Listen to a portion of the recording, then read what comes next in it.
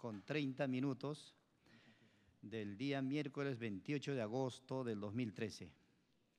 Y contando con el quórum correspondiente, se da inicio a esta primera sesión de la Comisión de Energía y Minas del periodo legislativo 2013-2014. En principio, señores congresistas, quiero saludar y mencionar la presencia de los señores congresistas. Tenemos al señor congresista Elías Rodríguez Zabaleta, tenemos la presencia también del señor congresista Manuel Cedillo Basalar, el congresista Teófilo Gamarra, el congresista Mariano Portugal Catacora, el congresista Rofilio Neira, el congresista Freddy Sarmiento Betancourt, el congresista Martín Belaúnde Moreira, el congresista Javier Bedoya de Vivanco, el congresista Néstor Valqui. Y contando con el quórum correspondiente, como primer tema, queremos poner a consideración el acta de instalación de esta comisión que ya llegó a manos de cada uno de los señores congresistas. Y pido para su aprobación el mano alzada, por favor, el voto. A votación.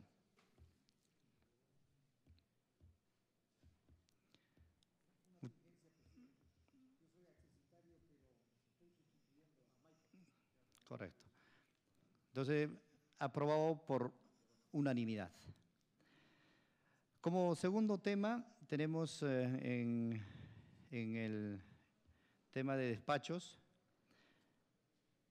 exhortamos a los señores congresistas, si quisieran hacer alguna petición de importancia, pueden hacerlo en esta sesión de despachos a través de la Secretaría de la Comisión de Energía y Minas. Y como tercer tema tenemos la sección de informes. En la sección de informes, tal como los consta, señores congresistas, en el inicio y en la instalación de esta Comisión de Energía y Minas, más de un congresista pidió la presencia del señor ministro de Energía y Minas. Y quien habla también, la presidencia también mencionó que debía de hacerse presente el señor ministro en esta comisión para que nos informe de los avances del trabajo que viene realizando en su sector. Por lo tanto, se ha hecho la correspondiente invitación al señor ministro y ya tenemos la fecha en la cual va a estar presente en esta comisión. Para el día miércoles 4 de septiembre estará el señor ministro de Energía y Minas para que nos pueda informar todos los temas de coyuntura actual. Si algún congresista desea formular algún informe, tiene la palabra.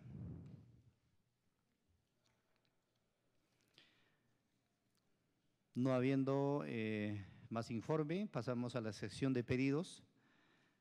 Igualmente se ofrece la palabra a los señores congresistas para que puedan peticionar de repente algún tema de importancia. Tiene la palabra congresista Mariano Portugal. Señor presidente, yo quería solicitar si oficia al ministro de Transportes y Comunicaciones a efectos de que se nos remita la relación de planes de contingencia elaborados y aprobados respecto al transporte de materiales y residuos peligrosos. Asimismo, solicito se oficie al ministro de Energía y Minas a efectos de que se nos remita la relación de las empresas que tienen infracciones graves respecto al transporte de materiales y de residuos peligrosos. Gracias, presidente. Muchas gracias. Se está tomándose nota. ¿Algún pedido más? No habiendo más pedidos, pasamos a la orden del día.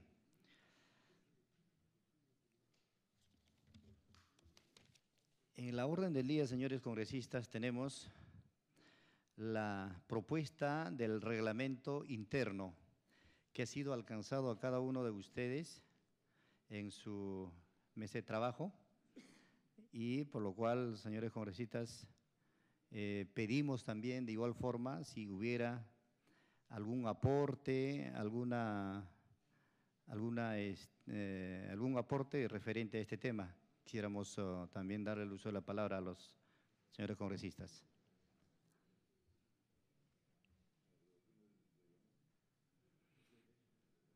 Sí, señor congresista, tiene la palabra. Estamos respecto del reglamento, ¿no? Sí. En la página 6, el numeral 2 habla respecto de las funciones de fiscalizadoras que tendría esta comisión. Sin embargo, yo quisiera hacer notar que no hay prácticamente acciones respecto de fiscalización a representantes de los fondos sociales. Por lo tanto, quisiera pedir que se agregue como el literal G a titulares y representantes de los fondos sociales, como por ejemplo hay proyectos del Antamina, Alto Chicama, Las Bambas, Bayóvar, Toromocho, La Granja, que realmente no tienen una posibilidad de que sea fiscalizada por parte del Congreso de la República. Por eso es que, reitero, se considere como un literal G a titulares y representantes de los fondos sociales. Sí, tiene la palabra congresista Martín Belaúnde. No identifico, porque en la página 6 no aparece lo que señala. Usted dice la página 6, el artículo 6 que se refiere a la mesa directiva. Creo que hay un problema de aquí de… Sí, no, yo he tomado es un error mío respecto del número de la página. He estado revisando el reglamento y quisiera pedir que se pueda de alguna forma. En la parte pertinente. Sí, pero ¿cuál es la parte pertinente? Sí, pero en todo caso, señor presidente, si hay alguna oposición, que lo sustenten y lo evaluamos, ¿no? No, perdón, señor presidente, que no es que haya una oposición, sino que quiere identificar el lugar y el artículo donde se quiere sugerir este agregado. No es que esté necesariamente opuesto a eso, simplemente quisiera identificar el sitio, porque no puede quedar en el aire.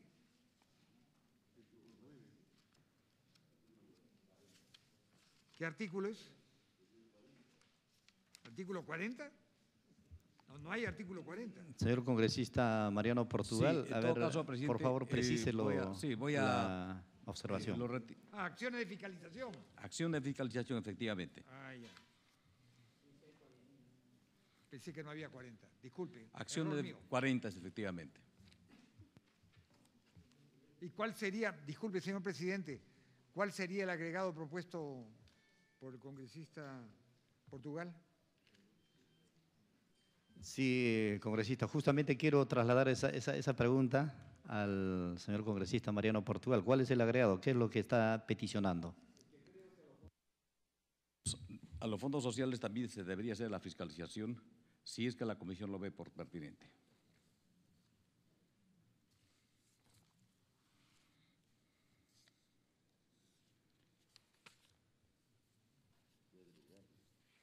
Agregar. ¿Podría efectuar una pregunta?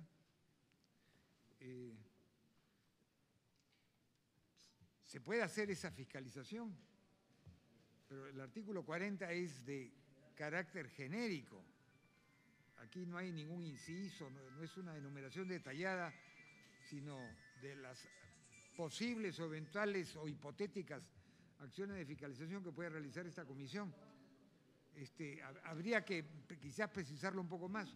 Yo me permitiría, quizás por su intermedio, señor presidente, formularle una modesta pregunta a mi distinguidísimo colega Portugal.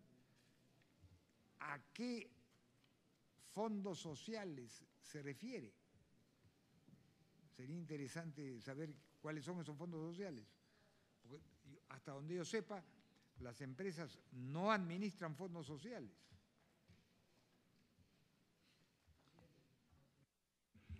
Tiene la palabra el congresista.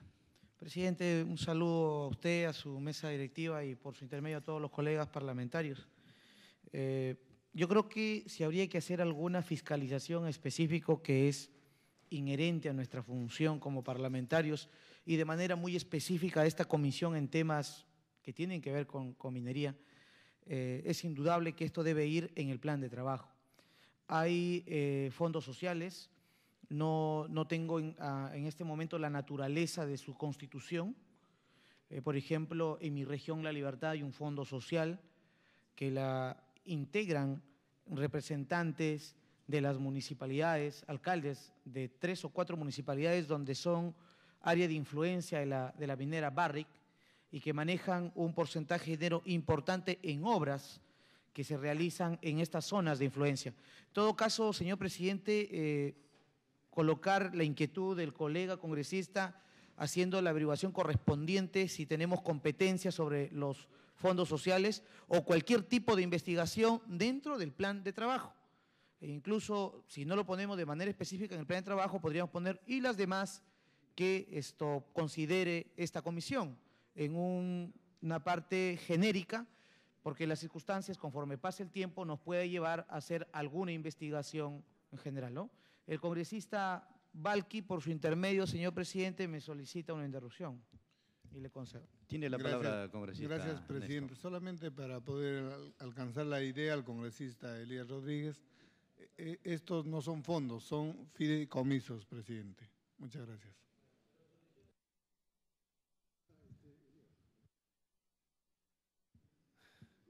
Sí, tiene la palabra el congresista. Gracias, presidente.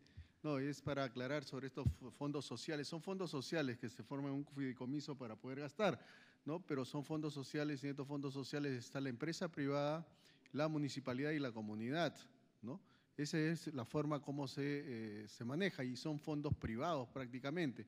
Pero yo creo que habría ver la forma y la comisión debería evaluar si se pueden ser fiscalizables porque verdaderamente, por ejemplo, en mi región hay 2 fondos sociales bastante grandes, uno que maneja la provincia de Sechura, que hasta el momento tiene casi 25 millones de dólares y no gasta ni un sol, ¿no? Y también hay el problema de la Tortuga del Gas, que también tiene un fondo social ahorita de 10 millones de dólares y ni se ha formado la comisión, ni tiene los estatutos ese fideicomiso. Yo creo que ahí podríamos poder fiscalizar para poder avanzar con esas obras que tanto necesita el pueblo. Gracias, congresista. Sí, tiene la palabra, congresista. Yo, sin ánimo de molestar a ninguno de mis colegas, pero me parece a mí que hay que ser preciso en lo que se quiere hacer.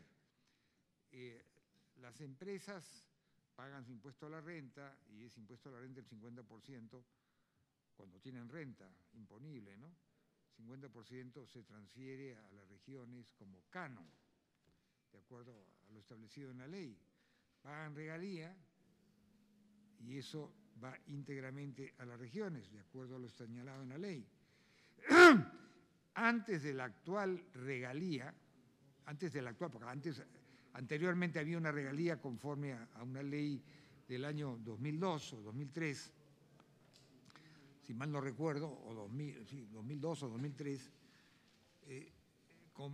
se dictó en el año 2006 un programa minero de solidaridad con el pueblo, que era en base a determinadas contribuciones que hacían las empresas mineras para realizar obras de interés local o regional. No sé si esos los fondos sociales a los que alude el congresista Portugal.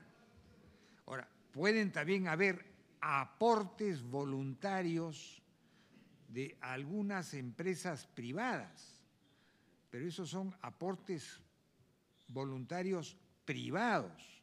Eso no es un dinero público, aunque el destino sea un bien público, sea algo relacionado con no con un bien público, con el bienestar público o el desarrollo de la región.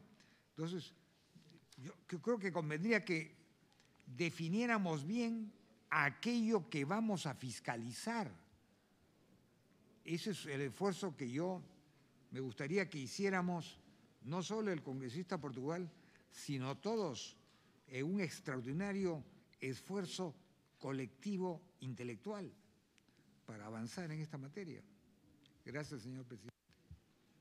Gracias, congresista Martín Belaunde. Tiene la palabra el congresista Elías Rodríguez. Para precisar, señor presidente, con mucha claridad meridiana, el congresista Belaunde lo ha establecido. Por eso es que la inquietud era con cargo a que se revise la naturaleza jurídica de estos fideicomisos o fondos sociales y si tenemos la potestad de nosotros poder ejercer alguna función de fiscalización. Sin embargo, debemos recordar que existen normas que nosotros mismos hemos brindado. Por ejemplo, ellos tienen una relación de cómo priorizar ese dinero que tienen. Yo he recibido la inquietud de varios alcaldes a efectos de que esto se cambie y en vez de lo que más necesitan en las zonas, por ejemplo, de las regiones altoandinas, son que ese dinero se invierta en carreteras y quisieran que la gran mayoría en sus ítems sea, por ejemplo, precisar que puedan utilizarse para esos fines. Eso tiene que ver con nosotros. O como hace poco, en el periodo pasado, les hemos exonerado me parece, el impuesto a la renta hasta el año 2015 a los fondos sociales, a los que tienen esta naturaleza, con la finalidad de que esto se vuelva a reinvertir en las obras que realizan en sus zonas. Entonces, con cargo, señor presidente, a que se pueda señalar claramente, pero no habría que dejar o en el plan de trabajo colocar cualquier acción de control, ¿no?, que es inherente a nosotros en lo que venga más adelante. Muchas gracias. Gracias, congresista Elías Rodríguez. Efectivamente, creo que lo que estamos discutiendo, señores congresistas, es lo siguiente. Este es un reglamento interno basado en el reglamento del Congreso. Y si nosotros queremos hacer algún aporte, ya lo haremos en el plan de trabajo. Y ahí precisemos las peticiones, sugerencias, aportes. Por lo tanto, creo que quedaría claro y agradezco la aclaración también del congresista Elías Rodríguez. Tenía la palabra el congresista Modesto Julca. Presidente, buenas tardes, disculpen la demora. En realidad era eso, presidente, los temas que deben ver con acciones de fiscalización o concretas es en el plan de trabajo lo que debemos incorporar. Creo que el reglamento, como usted lo dice, recoge el espíritu del reglamento del Congreso, salvo alguna peculiaridad que quisiéramos, ¿no? En todo caso, por eso, presidente, yo solicitaría avanzar y luego votar el reglamento si fuera de inmediato, presidente. Está pidiendo la palabra el congresista Mariano Portugal. Sí, presidente, gracias. Sí, efectivamente, debe ser en el plan de trabajo que debemos considerar este punto, pero que de ninguna manera de soslayarse, habida cuenta que los fondos sociales para sostenibilidad no se cumplen, y lo conocemos eso los congresistas, por más de que sean fondos que se apoyan por parte de los obligados, no llegan prácticamente a cubrirse como debería ser. Y en la semana parlamentaria son temas que también entran en queja hacia los congresistas, de tal manera que creo que habría que incorporar, digamos, en materia fiscalizadora dentro del plan de trabajo. En ese sentido hago la rectificación. Gracias, presidente. Muchas gracias. Damos la bienvenida al congresista Justiniano Apaza Ordóñez. Gracias por su presencia. Correcto, entonces, señores congresistas, pasamos entonces con esas sugerencias al voto para aprobar este reglamento interno. Tiene la palabra el congresista Javier Bedoya. Gracias, presidente. Quiero referirme al artículo 14 que se refiere a los diferentes tipos de sesiones y en donde se estipula las sesiones secretas. Siendo esta una comisión ordinaria cuya función fundamental es dictaminar proyectos de ley, no veo la razón para que tengamos en algún momento, ni la experiencia me indica que alguna vez esta comisión haya pasado a tratar temas que originan una sesión secreta. Y acá está hablándose para tratar temas de seguridad nacional, orden interno, o cuando se afecte la intimidad, honra o dignidad de las personas, los derechos de la reserva tributaria y el secreto bancario. señor presidente, el secreto bancario como la reserva tributaria son instituciones protegidas por la Constitución y en donde solamente puede levantarse en los casos de comisiones investigadoras, no en caso de comisiones ordinarias. Entonces, no se trata de compilar un resumen del reglamento del Congreso y vaciarlo en este reglamento interno de una comisión ordinaria y poner instituciones propias del reglamento del Congreso, pero que resultan inaplicables para el caso que nos compete acá. Gracias. Gracias, congresista Javier Bedoya, y efectivamente vamos a tomar en cuenta su sugerencia, dejando prácticamente de lado este numeral. Con esas salvedades, señores congresistas, pasamos al voto para aprobar este reglamento interno. Sírvanse a levantar la mano los señores congresistas que están de acuerdo. El congresista por unanimidad. Yo con reserva, señor presidente, respecto al artículo 28 que acabo de mencionar y del artículo 30 también, porque no creo que la comisión pueda acordar devolver un proyecto de ley a su autor porque la comisión lo considere defectuoso. La comisión dictamina, aprueba o desaprueba, y puede aprobar un texto sustitutorio corrigiendo lo que estime que es defectuoso en el autor. Pero no estamos en capacidad de devolver al autor un proyecto de ley para que de acuerdo a nuestro criterio se corrija lo que nosotros consideramos defectuoso y que el autor puede considerar que es totalmente pertinente y válido. El artículo 30. Entonces yo doy mi voto en contra de la aprobación de este reglamento, señor presidente. Bien, congresista, entonces se ha aprobado por mayoría con la única abstención del congresista Javier Bedoya. Voto en contra. Perfecto. Una atingencia, pero quizás podríamos aprobarlo por unanimidad. La verdad que sesiones secretas, yo no digo que sean imposibles, pero yo las encuentro altamente improbables por la naturaleza propia. Y en lo que, sé que podríamos quizás eliminarlo o decir secretas en las circunstancias que el caso lo requiera. Ya lo hemos sacado, ok. Entonces, y lo del proyecto de ley ingresado, no el artículo, sino la referencia. En la estación que no,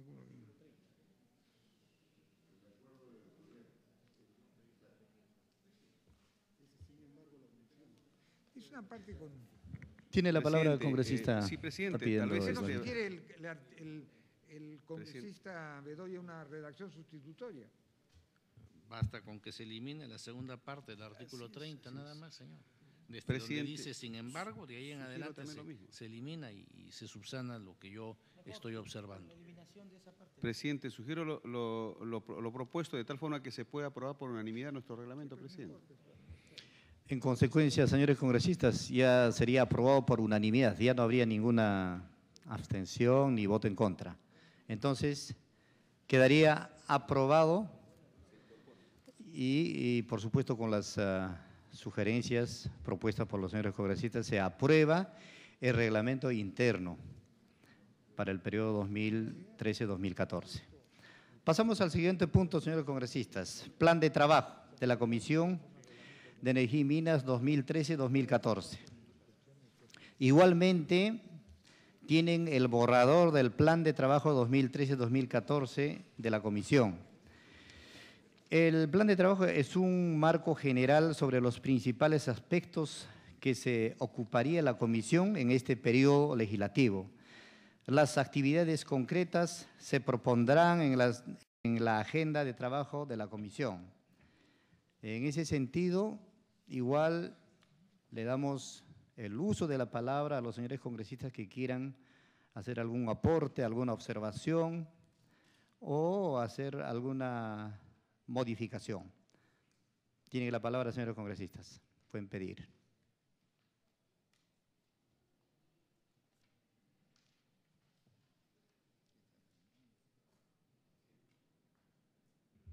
Tiene la palabra el congresista Julca. Gracias, presidente. No sé si sea pertinente, presidente, si bien es cierto, este plan de trabajo esboza un poco el marco general en el que vamos a desarrollar este trabajo, pero, presidente, tal vez sería oportuno esbozar algunos temas de importancia que consideramos deben ser priorizados en esta legislatura, ¿no? Por ejemplo, presidente, yo tengo unas propuestas debido a la actual crisis internacional que nos ha afectado por el tema de la volatilidad de los precios de los minerales, la modificación que hubo a la tributación minera, nos está afectando, presidente. Entonces yo ahí tengo dos propuestas concretas, por ejemplo, ¿no? Uno, que se debate y discuta el tema de la redistribución del canon, que es una agenda que viene pendiente de hace años atrás. Y el otro tema es un tema también concreto en vista de la creación y modificación en materia de tributación minera. Creamos el gravamen minero, que reemplazó de alguna manera al aporte voluntario, aporte que de alguna manera en las empresas mineras, en las zonas donde hay minería, había una atención inmediata a comunidades y centros poblados allegados a esas zonas. Hoy día no lo hay. Eso ha generado una suerte de conflictividad social, ambiental, en forma permanente. Entonces yo tengo una propuesta de retorno del gravamen que debe, creo, presidente, priorizarse en el debate en esta legislatura. Por eso decía si podríamos poner temas específicos para poder entrar y poner en la agenda del debate de esta comisión, presidente. Gracias. Congresista, justamente el deseo de la sesión es esa, o sea, estamos en esta estación de recepcionar las sugerencias y de repente algunos vacíos también dentro del plan de trabajo. Entonces, más al contrario, quisiera, congresista Julca, a ver si nos hace llegar a través de la Secretaría ya una precisión de la petición que usted está queriendo pedir. Tiene la palabra el congresista Elías Rodríguez. Bien. En consecuencia, señores congresistas, pasamos a aprobar el plan de trabajo de la Comisión de Energía y Minas, periodo legislativo 2013-2014. Sírvanse levantar la mano los señores congresistas que están de acuerdo con este plan de trabajo. Bueno, falta de nada es mejor. Por unanimidad es aprobado. Muchas gracias.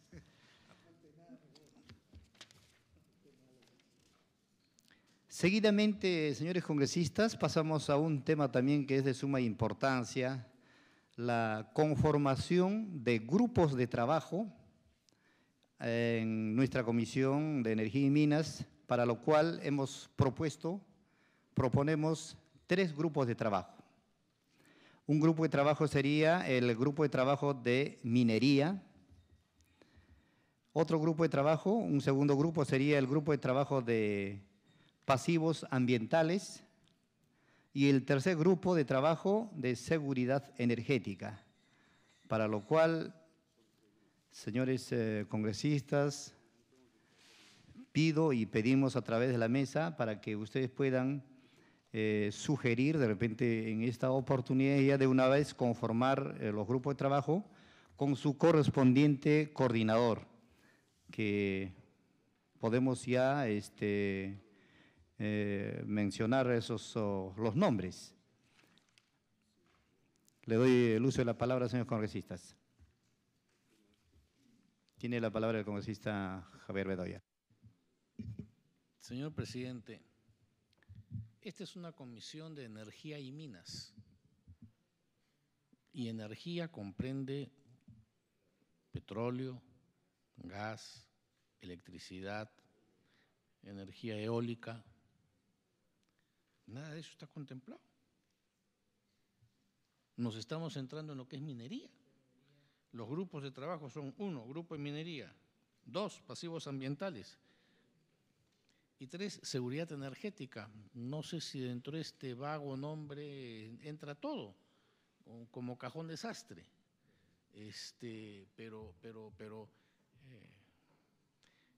un poco que estamos como si fueran la Cenicienta pasando a un segundo nivel, actividades importantes que son de competencia de esta comisión, sin que haya un grupo que ahonde en esas materias.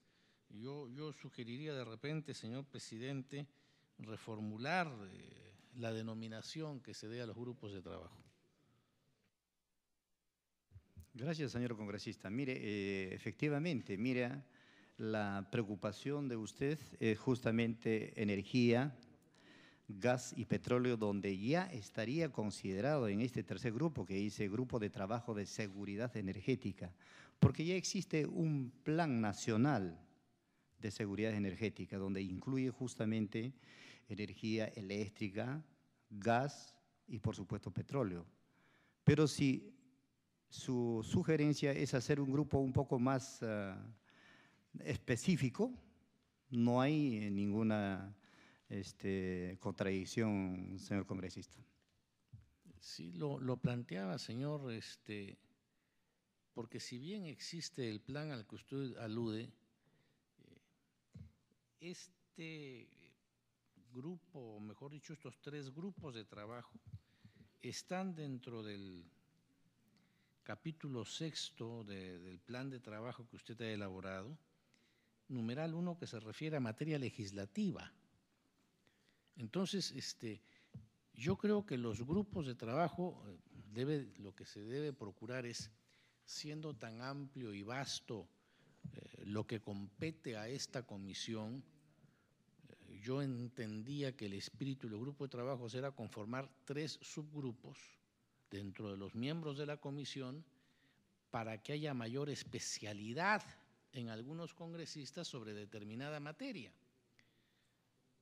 Y eso es lo que no encuentro. O sea, usted alude de que no ha entrado al detalle porque ya hay un plan de seguridad energética, pero lo que tenemos que hacer es dictaminar proyectos de ley, si precisamente los grupos de trabajo están dentro de lo que es materia legislativa y no sabemos proyectos de qué naturaleza u orientación se van a presentar durante este año legislativo, señor. A eso me refiero, ya sea que provengan de los congresistas o provengan del Ejecutivo, ¿no? En consecuencia, señor congresista y señores congresistas, queda aperturado porque esto no significa, es una propuesta. Estos 3 grupos es una propuesta, pero si por ahí surge alguna idea de querer conformar más grupos, la mesa no se opone.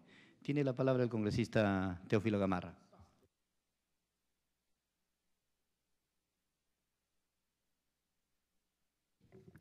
Muchas gracias, señor presidente.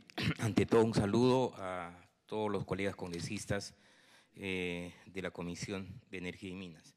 Creo que con relación a los grupos de trabajo me parece muy importante analizar de manera muy especial las alternativas energéticas, pues creo a nivel del mundo hoy ya no solamente se está hablando de la hidroeléctrica o de la energía proveniente del petróleo o del gas termoeléctrica, sino también de otros insumos para generar energía, tales como la eólica, la energía geotermia, incluso proveniente de los volcanes, la biomasa, que es proveniente de los residuos, la energía solar. Es decir, yo creo que nuestra comisión debería estudiar y evaluar este tema con relación a las alternativas energéticas que tiene nuestro país, para poder ir trabajando algunos proyectos de ley que permitan con esto promover la inversión. Es decir, con alternativas energéticas podemos promover la inversión si es que nuestra comisión da normas y leyes que puedan generar y abrir las puertas, como en otros países del mundo. En otros países del mundo, especialmente Alemania, hay la presencia equilibrada hasta cierto punto de las distintas alternativas energéticas que existen. Y esta es hasta cierto punto una obligación. Nuestro país está en crecimiento y creo que tenemos que tener una visión y en ese sentido ir procurando y promoviendo que en nuestro país también existe una gran variedad. Por eso considero que sí habría la necesidad de un grupo de trabajo que trate única y exclusivamente acerca de las alternativas energéticas, punto 1. Y quizás seguridad energética ya no sería, toda vez que sobre esto ya hay un plan, de modo que se está trabajando, ya de repente la comisión tendría a su cargo el control, el seguimiento, pero como un tema especial considero que debe trabajarse el tema de las alternativas energéticas. Por otro lado, en el tema de los pasivos ambientales me parece muy bien, es un grupo que podría trabajar el tema de la situación en la que dejan las empresas ¿no?, que han explotado los hidrocarburos y que muchas veces no se han preocupado de poder atender estos pasivos ambientales, ¿no? Hemos tenido problemas en la gestión pasada de lugares que están como pasivos ambientales que en estos momentos se encuentran en una situación totalmente deprimente. Y por otro lado, sobre un tema de la minería, quizás el grupo sería para digamos, trabajar el tema de la formalización de la minería en el país, ¿no? Creo que como comisión tenemos que impulsar la desaparición de la minería ilegal y la formalización de la minería. La formalización de la minería nos va a traer recursos, impuestos, estabilidad laboral, oportunidades para las personas. Entonces, yo creo que deberíamos trabajar con esas denominaciones. Muchas gracias. Gracias, congresista. Tiene la palabra el congresista Martín Belaunde. A mí me parece muy interesante lo que ha señalado tanto el congresista Javier Bedoya como el congresista Teófilo Gamarra. Yo diría, sobre estos temas de los grupos de trabajo, yo diría lo siguiente. Efectivamente, seguridad energética es un concepto sumamente vasto. Debe haber un plan de seguridad energética, estoy seguro que existe. Quien habla no ha tenido el privilegio de leerlo ni de conocerlo, ni jamás se me ha sido mencionado las veces que he tenido oportunidad de asistir a Ocinermin y al propio despacho del Ministerio de Energía y Minas. Sin embargo, yo creo que sí es importante que nosotros tengamos un grupo de trabajo sobre otras alternativas energéticas. La eólica, la eólica, la solar, eventualmente la geotérmica, respecto a la cual ya existe una ley orgánica, dicho sea de paso, hace algún tiempo, y también la energía que se pueda obtener de la biomasa. Yo creo que se podría formar un grupo de trabajo respecto de eso. Y lo digo porque hace unos días he recibido una comunicación de un grupo, no sé si empresarial o un grupo que es más allá de empresarial, que tiene mucho interés en promover la energía eólica en el Perú. Como ustedes saben, la energía eólica es algo que se ha desarrollado muchísimo en Alemania, creo que también en Dinamarca, me parece que también en España. Y la energía eólica es una energía que depende de los vientos y se requieren tener situaciones que favorezcan, digamos, la generación de este tipo de energía, que pueden ser zonas desérticas. En el Perú tenemos algunas zonas desérticas, y el gobierno peruano ha venido otorgando en los últimos años algunas concesiones para energía eólica, algunas en Marcona, otras me parece en Moquegua, y creo que también en Piura. Han sido concesiones para realizar estudios. Que yo sepa, ninguno se ha realizado. En Dinamarca y Alemania me parece que tienen energía eólica sobre el mar. Se instalan estos molinos de viento sobre el mar. No sé si eso sería factible en el Perú. De todas maneras, implica una inversión muy grande. Pero es algo que se puede estudiar y de alguna forma animar e impulsar. E igualmente la energía solar, que tiene un menor grado de desarrollo porque hay vientos en muchas partes del mundo, pero sol intenso solo existen en ciertas zonas ecuatoriales o desérticas, como podría ser el desierto del Sáhara, o ciertas zonas desérticas del Perú o del norte de Chile, etcétera, ¿no? Pero es algo que bien puede ser estudiado, por lo menos podemos ver qué alternativas reales existen. Me parece que sería interesante estudiar ese tema y efectivamente tener un grupo de trabajo. Adicionalmente, respecto de los pasivos ambientales, en eso sí yo quisiera hacer una pequeña tingencia, y es de que los pasivos ambientales son mineros, quizás la mayor parte de ellos, y algunos de ellos los tiene que asumir el Estado, porque las empresas que generaron estos pasivos ambientales ya no existen, pero también existen pasivos ambientales petroleros y, dicho sea de paso, pesqueros. Hay pasivos ambientales pesqueros por los residuos del agua de cola y otras cosas más que han venido contaminando muchos lugares de la costa del Perú. Y pueden haber también pasivos ambientales madereros. O sea que los pasivos ambientales no es algo exclusivamente, y pueden haber industriales, si es que mandan sus residuos a los ríos, y eso ha ocurrido en muchas partes del mundo. Podría estar ocurriendo también en el Perú. Yo creo que podría haber pues quizás una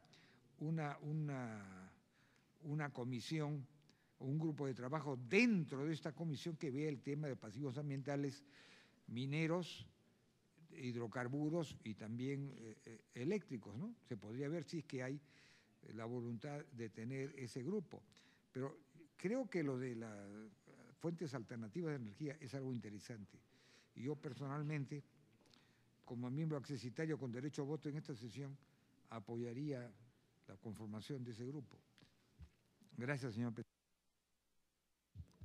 Gracias, señor congresista Martín Belaunde.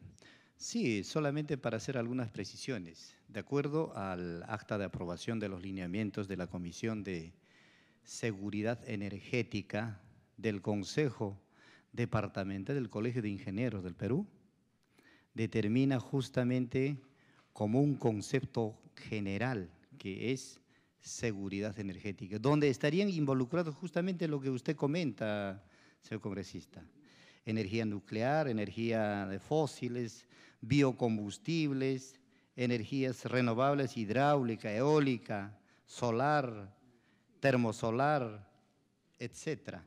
Entonces, pero sin embargo, esto no significa que la mesa tenga oposición. Si hay alguna un deseo de conformar un subgrupo o aumentar un grupo más o dos grupos más, no hay ninguna oposición de parte de la mesa. Entonces, más al contrario, queremos precisiones y cuáles serían esos grupos. Estamos a la espera de esa propuesta, señores congresistas. Tiene la palabra el congresista Javier Bedoya. Señor presidente, como lo que usted nos alcanza es una propuesta de plan de trabajo para el presente ejercicio, yo me permito sugerir, en primer lugar, poner más énfasis en dictaminar los proyectos de ley que han sido derivados a esta comisión con esa finalidad, y que en la página primera de la propuesta que usted nos alcanza nos indica que en lo que va de este quinquenio han sido derivados a esta comisión 79 proyectos, de los cuales 20 ya son leyes, 6 cuentan con dictamen favorable, pero no son agendados en el Pleno del Congreso. Esa es una primera labor que creo que debe trazarse como meta esta comisión, ¿verdad? O sea, hacer las gestiones con el presidente del Congreso y en la Junta de Portavoces para que los proyectos ya dictaminados se pongan en la orden del día y no queden ahí simplemente durmiendo el sueño de los justos. Y siguiendo con la lectura de lo que usted nos alcanza, señor presidente, añade que 17 proyectos cuentan con dictamen negativo, 6 fueron decretados al archivo y 1 retirado, encontrándose pendientes de dictamen 29 proyectos de ley. Es allí donde creo que debemos de poner un poco más de énfasis. Y un segundo comentario, señor presidente, referido a la estrategia de trabajo que usted nos alcanza dentro de lo que tiene pensado durante este año. En la página 6 de este documento de plan de trabajo, cuando se refiere en el numeral 2 a materia de fiscalización o fiscalizadora, en el inciso B dice ejercer el control político sobre las acciones de las diferentes entidades públicas en los 3 niveles de gobierno. Creo que hay un profundo error, señor presidente. La responsabilidad política a la que se refiere la Constitución es respecto de los ministros de Estado, y esa responsabilidad política se ejerce mediante una interpelación y un voto de censura. Esa es la responsabilidad política a la que se refiere la Carta o la Constitución. Y esa es nuestra tradición constitucional desde que la interpelación fue siendo conquistada en los hechos antes que por leyes, desde mediados, en la segunda mitad, comienzos de la segunda mitad del siglo XIX. Pero acá no cabe que respecto de los gobiernos regionales o de los gobiernos locales, nosotros ejerzamos control político. Porque, entre otras cosas, señor, me permito recordarle, artículo 191 de la Constitución, los gobiernos regionales tienen autonomía política, económica y administrativa en los asuntos de su competencia.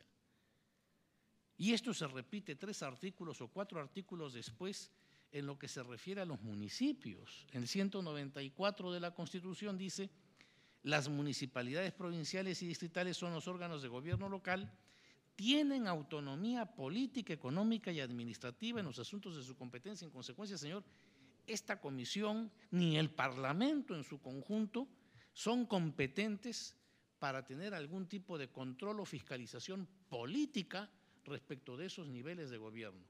Ese control político es solamente respecto al Ejecutivo y se utiliza o se ejerce a través del voto de censura a los ministros de Estado. Gracias, señor. Tiene la palabra el congresista Elías Rodríguez.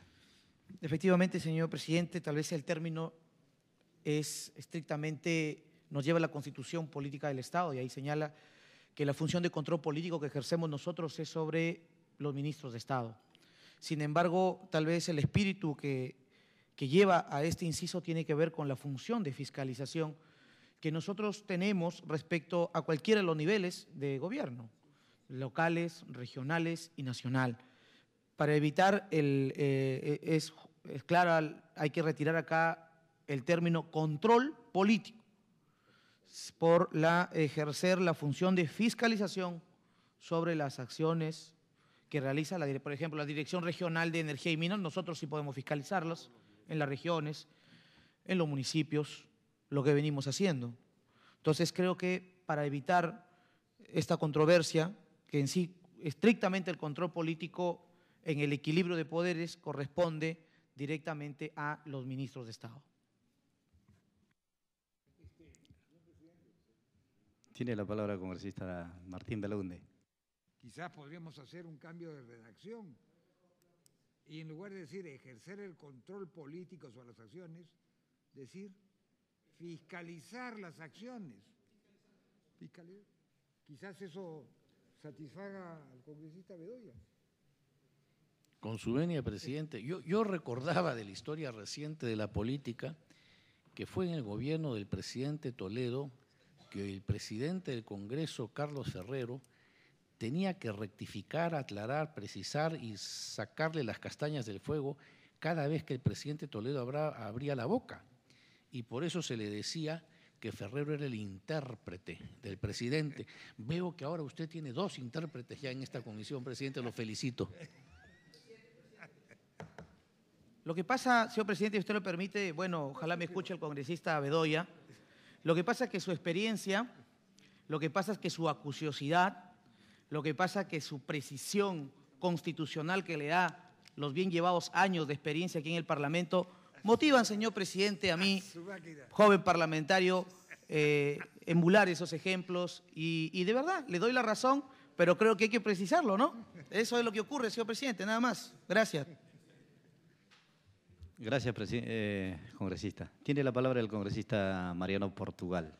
Presidente, en realidad si nosotros recurrimos a nuestra Carta Magna, vemos pues que el control político está destinado más a los ministerios que a los gobiernos regionales o locales que tienen su autonomía.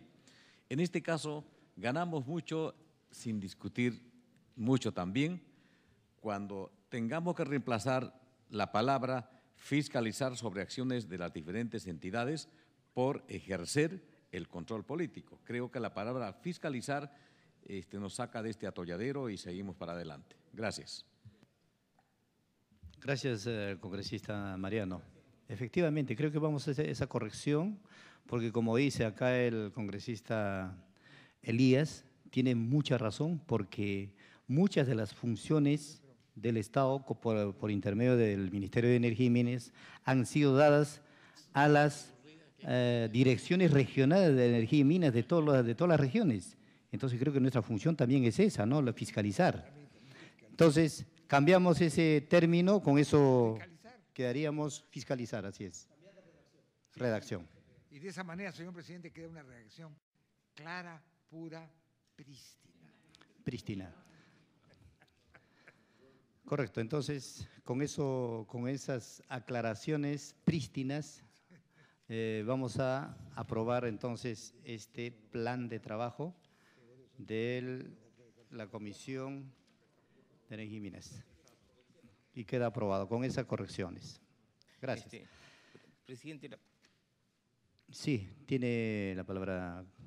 Bueno, señor presidente, colegas, creo que estamos, ya habíamos aprobado el plan de trabajo, en realidad se ve por conveniente este tema de redacción.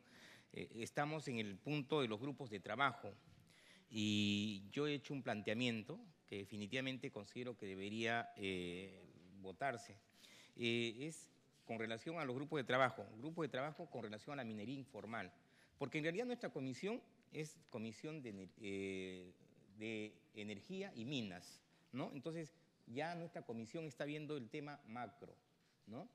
Entonces, designar a un grupo de trabajo para que evalúe, estudie el tema de la minería, que ya nosotros lo vemos desde el punto de vista legislativo, de representación, de fiscalización, ¿no? Ya no tendría mayor sentido. Entonces yo creo que tenemos que irnos a la especialización.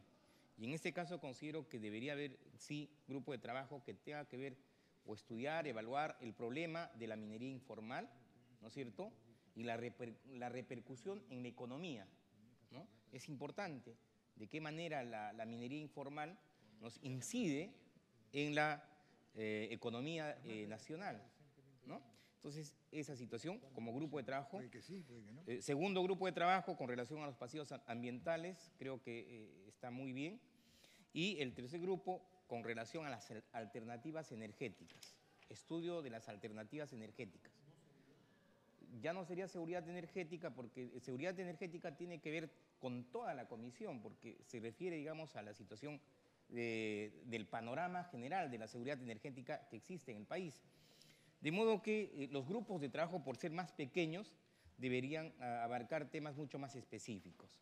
Por eso considero que esos son los tres grupos de trabajo que planteo, señor presidente. Espero que los colegas puedan aceptar esto. Muchas gracias. Gracias, congresista Teófilo Gamarra. Sin embargo, creo que este es un espacio democrático donde tenemos que escuchar también los aportes, sugerencias de los señores congresistas en forma democrática. Y si hay ese interés de crear o conformar un grupo más, hágalo llegar, señores congresistas, a través de la Secretaría y vamos a conformar ese nuevo grupo. No hay ninguna indisposición. Bien, señores congresistas, creo que con eso quedaríamos ya zanjado este tema de los grupos. Sí, congresista, tiene la palabra el congresista Manuel Cerrillo. Gracias, presidente. Un saludo a los congresistas. Hemos hablado de los grupos de trabajo, pero no se ha determinado cómo se van a conformar. O sea, ¿cuál sería el sistema que usted nos dice para formar los grupos de trabajo? Nos inscribimos, presentamos un escrito. O sea, que se diga pues que presentamos un escrito de solicitud para trabajar en determinado grupo de trabajo. Gracias. El procedimiento, congresista Manuel Cerrillo, es lo siguiente, o sea, se conforman los grupos de forma democrática y se hace llegar un documento como una propuesta a la próxima sesión, solamente ya para aprobar esos 3 o 4 grupos que se quiere conformar. Tiene la palabra el congresista. Presidente, en vista que estamos viendo la creación de estos grupos de trabajo, la mesa directiva entiendo que ha hecho una propuesta. Esa propuesta está siendo sometida al debate de la comisión y la propuesta de la mesa directiva es grupo de trabajo sobre minería, grupo de trabajo sobre pasivos ambientales y grupo de trabajo sobre seguridad energética. Yo he hecho un planteamiento, el congresista Javier Bedoya ha hecho otro planteamiento, el congresista Martín Belaunde también ha hecho más o menos en esa idea. Al final, señor presidente, yo lo que quiero es cuáles son los grupos de trabajo que quedarían de acuerdo al análisis que estamos haciendo en este momento. ¿Qué grupos de trabajo van a quedar? La palabra. ¿Me permite? Me está pidiendo la palabra el congresista Justiniano Paz. Gracias, señor Después tiene la presidente, palabra el colegas. congresista Martín Belaunde. Colegas parlamentarios, muy buenas tardes. Mi intervención creo que no va a ser necesario los intérpretes del caso. Voy a ser claro. De por sí. Yo creo que la aprobación casi tácita, desde luego, de este reglamento y la formación de grupos de trabajo con cargo a redacción, también así clara. Así que redundar sobre ese aspecto ya no es necesario. Que comenzar a los que deseen pertenecer a una determinada comisión porque ya está ya aprobada. Pasemos a otro punto. Tiene la palabra el congresista Martín Belaunde. Señor presidente, yo personalmente creo que ese grupo de trabajo sobre la seguridad energética debería suprimirse porque es demasiado amplio. Y más bien a ir a grupos de trabajo sobre cosas más puntuales. Por ejemplo, el tema de medidas, fuentes alternativas de energía, es algo, a pesar de que es muy vasto, es mucho más puntual que seguridad energética. ¿Qué entendemos por seguridad energética? Eso es algo que habría que debatirlo en todo caso primero. En cambio, otras fuentes alternativas de energía, podemos examinar las posibilidades. No se ha mencionado, por ejemplo, la energía atómica o nuclear, que yo la veo sumamente difícil en el Perú, porque no la va a hacer el Estado por razones de carácter económico, y no creo que hayan grupos económicos interesados en hacerla. Entonces, a mí me parece que la energía, las fuentes alternativas de energía, están referidas fundamentalmente a la energía eólica y en algunos aspectos a la energía solar. Puede que la energía geotérmica, que insisto, ya tiene su ley, ya hay un ordenamiento jurídico completo, pero que nadie ha hecho uso de él porque no hay todavía interesados reales en explotar esa teórica fuente de energía en el Perú. Y lo de la biomasa, en fin, es algo que podría desarrollarse, pero yo sí creo que debe haber fuentes alternativas de energía, pasivos ambientales y quizás sobre la minería informal, que es el tema que ahora está de moda en el Perú, de moda crítica, ¿no? Pero está de moda. Pero es un tema que efectivamente es candente y es un tema que desgraciadamente moviliza a muchos trabajadores de estas empresas informales y que tiene, eso sí, una connotación política social sumamente grave. Yo con eso creo que ya tenemos las manos llenas, señor presidente. No sé si alguien querrá formar otro grupo de trabajo. Bueno, si quieren trabajar, que trabajen, ¿no? Gracias, señor presidente. Gracias, señor congresista Martín Belaunde. Bueno, entonces creo que ya hemos llegado a una conclusión de que solamente esta es una propuesta, que quede muy claro, ¿no? Hemos propuesto 3 grupos, a la cual se quiere incrementar un grupo más, de acuerdo al congresista Teófilo Gamarra. No hay ninguna indecisión de parte de la mesa, nosotros estamos llanos a recepcionar, pero lo que sí queda claro es de que esta elección lo dejamos ya para la próxima sesión. Entonces estamos hablando ya no de 3, sino de 4 grupos. Digo, suprimir uno, seguridad energética, que me parece que no tiene contenido real. Todo eso se define creo que ya en la próxima semana. Listo, gracias. Bien, señores congresistas, tenemos un punto muy importante y hemos hecho la invitación a los señores del Instituto Nacional de Salud y, por supuesto, también a la empresa minera Antamina, a través del señor Ricardo Morel Bocio, vicepresidente de Asuntos Corporativos de Antamina. Y damos también la bienvenida al señor César Augusto Cabezas Sánchez, jefe del Instituto Nacional de Salud. El tema es lo siguiente, señores congresistas, que en el mes de julio del 2012 ocurrió la ruptura de uno de los mineroductos y a consecuencia de esta fuga de este mineral hayan podido ser afectados los pobladores y más que nada los niños del distrito de Cajatay, de la región de Ancash. En ese sentido, nosotros esta nueva comisión está haciendo el correspondiente seguimiento a qué conclusiones y cuáles son los avances que se ha llegado referente a este daño aparentemente a los moradores y a las personas que viven en este distrito. Y por supuesto también el daño ecológico.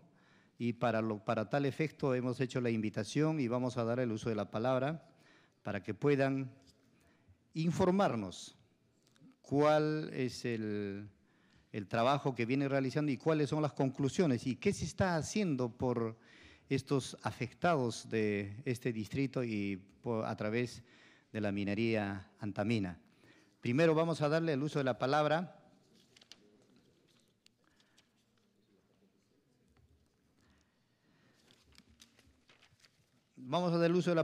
al señor Ricardo Morel Bocio, vicepresidente de Asuntos Corporativos de Antamina, por un espacio de 15 minutos. Tiene la palabra señor Ricardo Morel Bocio. Ok, señor presidente, muchas gracias por la invitación. Me acompañan el doctor Walter Oyola, el ingeniero Antonio Mendoza, el doctor Eduardo Paceta y el licenciado Martín Calderón, del equipo de Antamina.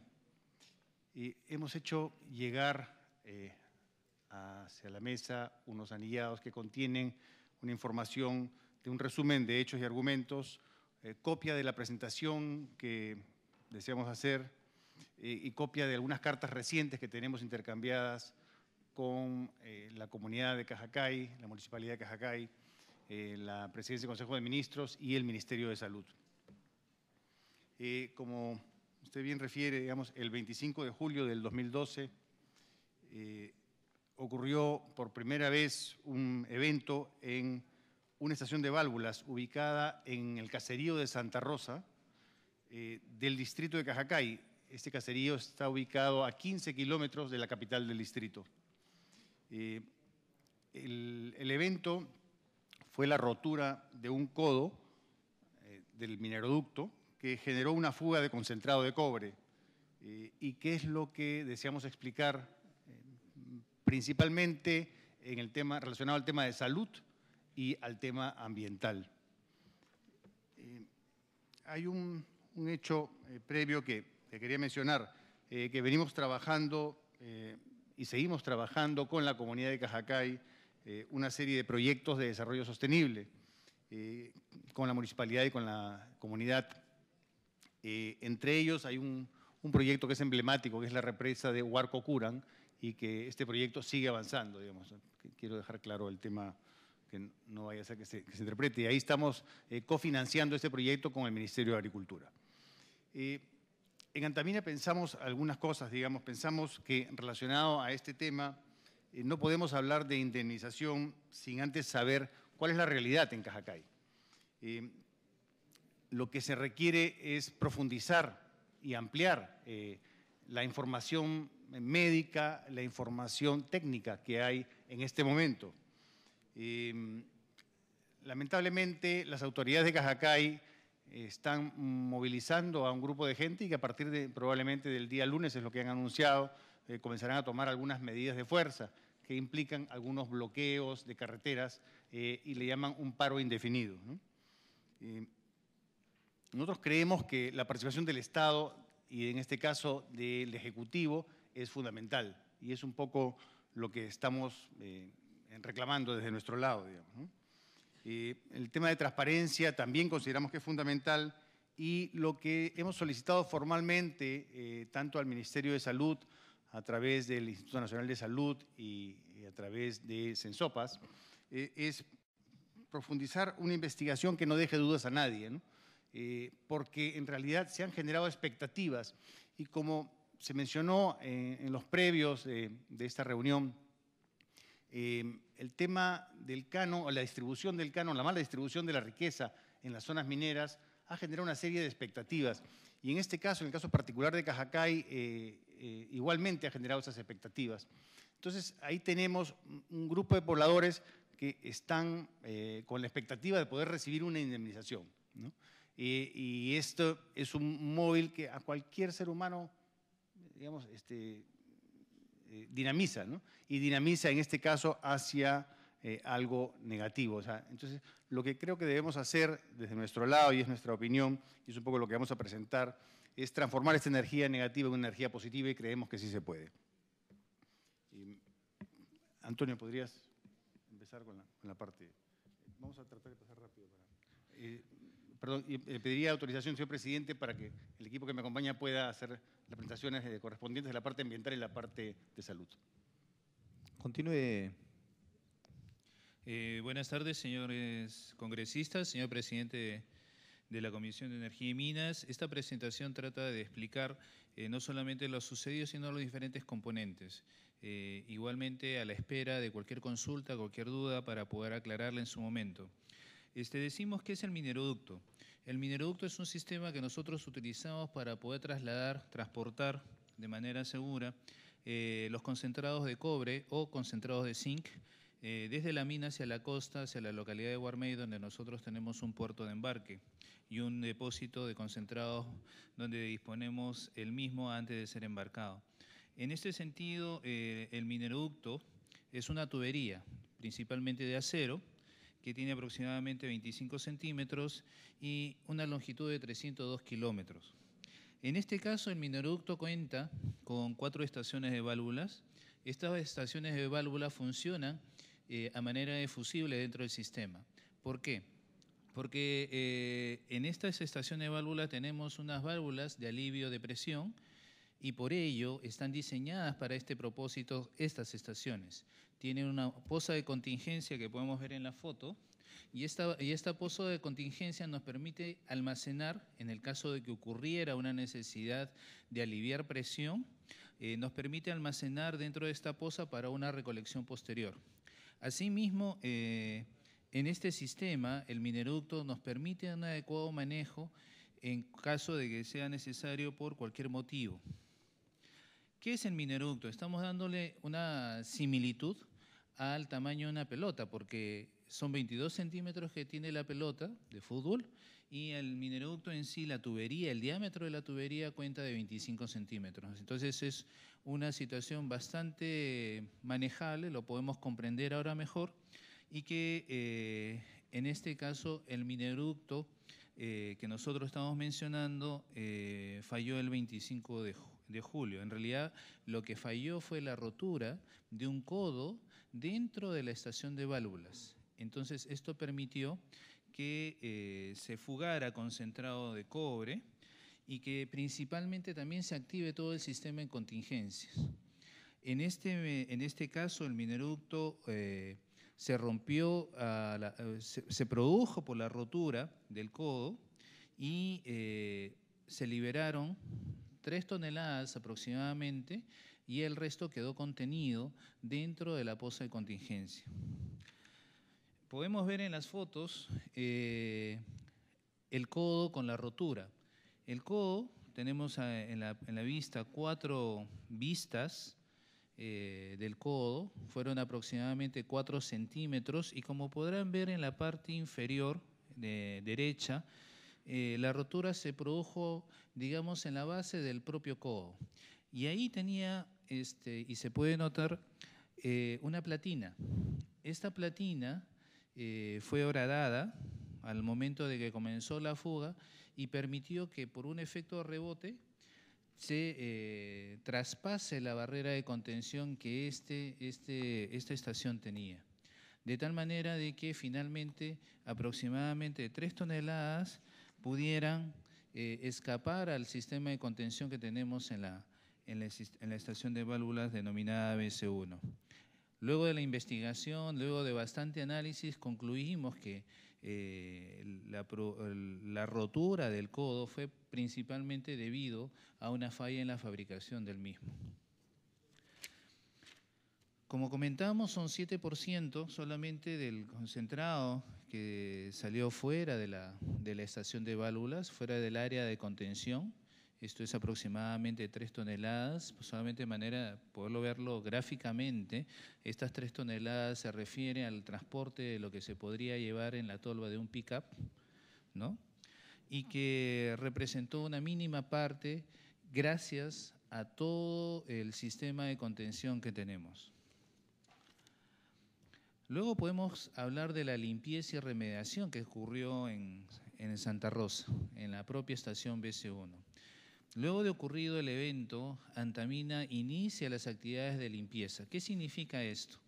Evidentemente, producto de la fuga, el material fugado, el concentrado, quedó en la zona periférica a la estación de la válvula BC1 sobre el suelo.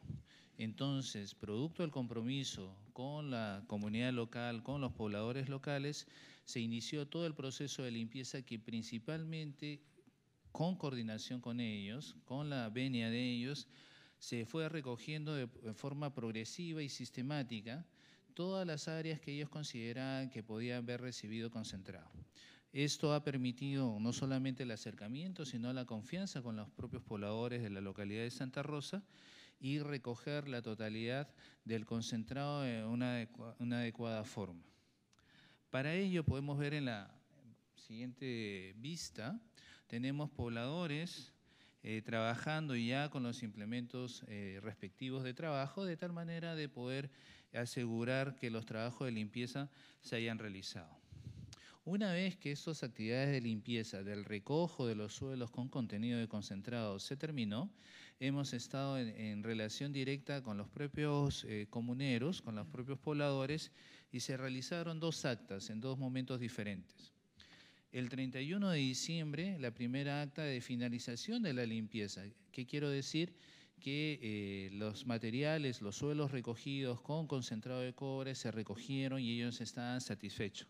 Como ellos dicen en el primer numeral, dice, se ha procedido a la verificación de las áreas intervenidas y luego dice, constatándose un avance en 100% de las actividades propiamente de limpieza. Y en el numeral 3 indican que se ha cumplido a plenitud los trabajos de limpieza planificados y se han ejecutado actividades adicionales. Y se describen las actividades adicionales. Y en la segunda acta suscrita el 4 de marzo de este año, se establece en el tercer párrafo, ¿no?, que Antamina ha cumplido a plenitud con las actividades de limpieza y remediación de la estación de válvulas BC1. Esto muestra la cercanía que hemos tenido con la propia población, de tal manera de poder dejar por satisfecho a los propios pobladores de que las actividades ambientales se realizaron en conformidad con ellos. En la siguiente slide podemos ver fotografías, son áreas ya remediadas, revegetadas, donde se ha restaurado con la normalidad deseada. Y en la siguiente hacemos mención de las autoridades competentes en materia ambiental, principalmente el organismo de evaluación y fiscalización ambiental, la OEFA, que han verificado la calidad de agua, que han verificado la calidad de aire y en el tema de suelos también. En el caso de calidad de aire y de agua no hubieron cambios. Eso lo han constatado no solamente ellos, sino de diferentes sectores de gobierno que han verificado dentro de los ámbitos de sus funciones esto que estamos afirmando. En el tema de suelos, como lo hemos mencionado y producto de esta fuga de derrame, nosotros hemos trabajado con la limpieza, hemos restituido el suelo y luego de restitución de este suelo hemos vuelto a verificar y se ha cumplido con los estándares referenciales. En este caso, los estándares referenciales están referidos a la norma canadiense, lo que muestra que nuestras actividades han cumplido su objetivo, han cumplido su propósito y ha permitido que los 3 recursos se encuentren en condiciones como previas al evento del 27 de julio. En este sentido, no ha habido cambios en el agua ni el aire desde el inicio, y en el caso de suelos hemos recuperado la calidad del suelo en las áreas trabajadas. Esto se demuestra también las propias monitoreos y análisis que han hecho las entidades competentes en diferentes fechas en estos recursos. Una mención especial se hace en esta nota de prensa de la OEFA, donde incluso confirman que no se superan los valores referenciales en 2 elementos sensibles, ¿no? Uno es el arsénico y el otro es el cobre. Y esto es importante mencionar porque puede ser de preocupación, pero la propia autoridad competente lo ha calificado como que se encontraban dentro de los estándares de calidad ambiental referenciales.